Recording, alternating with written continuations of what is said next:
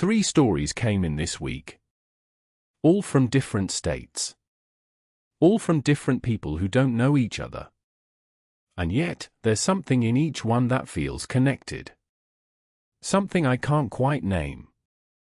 Tonight we're going into the trees, into the dark, into the specific kind of fear that only comes when you're miles from anyone who could help you. Stay with me. The campsite that was already occupied. I work as a contractor, residential builds, mostly in the Pacific Northwest. Late September, 2021. I'd taken a long weekend to solo camp in the Okanogan-Wenatchee National Forest, about 60 miles east of Leavenworth, Washington. It was a Tuesday through Thursday trip, off-season, deliberate. I wanted the quiet. I pulled into the dispersed camping area around 4 in the afternoon. The road in was rutted, overgrown on both sides, blackberry canes dragging along the side of my truck. The spot I'd used 2 summers before was at the end of a half-mile track. Flat ground. Good tree cover. A fire ring someone had stacked from local stone. When I got there, the fire ring had been moved. Not knocked over. Not scattered by an animal. Moved, the stones rest-tacked, roughly 3 feet to the left of where I remembered them. I stood there for a while, looking at it. Told myself I was misremembering. Set up my tent anyway. That first night was fine. Cold, clear, uneventful. I cooked over the fire, read until my eyes got heavy, slept well enough. The second night was different. I woke up at 2:14 a.m. I checked my watch immediately, for no reason I can explain. The tent was dark. The forest was not quiet. There was breathing outside. Slow, measured breathing. Not an animal. The rhythm was wrong for an animal, too controlled, too deliberate. Like someone trying not to be heard and not quite managing it. I didn't move. I'm not sure how long I lay there, it felt like 20 minutes. The breathing stayed in one spot, roughly 6 feet from the tent door. Then it stopped. Just stopped. No retreating footsteps. No snapping branches. It was there, and then it wasn't. I didn't sleep again. When dawn came, I got up and checked the ground around the tent. The dirt was soft from rain 2 days earlier. There were no footprints. None. Not even partial impressions. Just the flat, undisturbed ground, and my own boot prints from the night before. I packed up and left before 8. Didn't eat breakfast.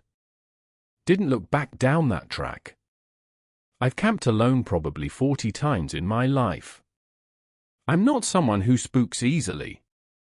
But I've thought about that breathing almost every night since. The steadiness of it. The patience. Whatever was outside that tent wasn't startled by me. It wasn't investigating. It had come to that specific spot, at that specific hour, and it had simply waited. I don't go back to that area anymore. I told myself it was just to try somewhere new. I don't entirely believe that.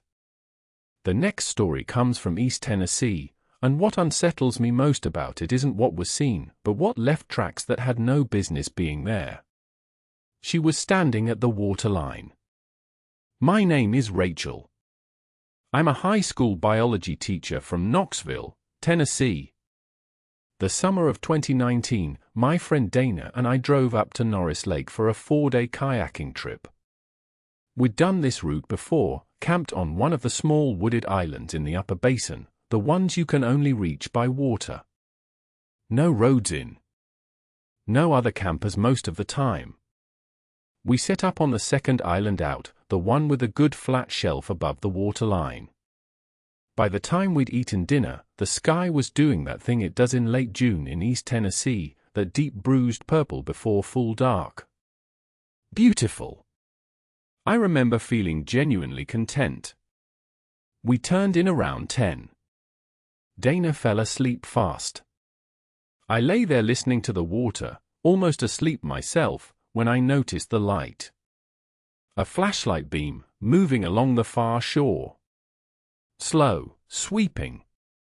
About 200 yards across the water. I watched it for a while. It moved north along the bank, stopped, moved back south. Like someone searching for something in the shallows. I figured it was a night fisherman and fell asleep. The next night, the light came back. Same time. Same slow, searching sweep. I woke Dana and we watched it together from the tent door. She said it was probably just someone noodling for catfish. That made sense. We went back to sleep. On the third night, the light didn't come from the far shore. It came from our island. From the waterline, maybe 40 feet below our camp. That same slow sweep, a back and forth, back and forth. We were both awake instantly. Dana grabbed my arm. I called out. Asked who was there. My voice sounded very small over the water. The light stopped. In the silence, I heard something I still struggle to describe. It wasn't a word. It was a sound that had the shape of a word, the cadence, the breath pattern, but no actual meaning I could parse. Like language with all the content removed. Then the light went out. We didn't leave the tent until full daylight. When we came down to the waterline, we found the mud at the bank disturbed, wide, flat impressions, not quite footprints, more like something had been dragged to the edge and back. The marks went into the water and didn't come out of it. We cut the trip short that morning. Paddled out in silence. I've looked at maps of that area since. The far shore, where the light first appeared, it's uninhabited. No roads. No structures. No accessible trail within 3 miles of that waterline. Someone, or something, covered that ground 2 nights in a row to watch us. And on the third night, it decided to come closer. That last story stays with me, but the one I'm about to read is the one I think about when my own house is quiet and my kids are asleep. What my daughter drew in the morning. I'm a project manager for a logistics firm. My wife, Karen, and I took our 2 kids, Mia, who was 7 at the time, and our son Brendan, who was 4, on a camping trip to Allegany State Park in western New York. Early August, 2022. One of those family trips you plan for weeks. Coolers, board games, the good tent. Mia had been asking to go camping all summer. We had a cabin-adjacent campsite in the Red House area. Quiet. Wooded. A creek about 100 yards through the trees to the east. The first 2 nights were exactly what you'd hope for, campfire, s'mores, the kids exhausted and happy by 8:30. On the third morning, Mia was quiet at breakfast. Not upset quiet. Just inside herself.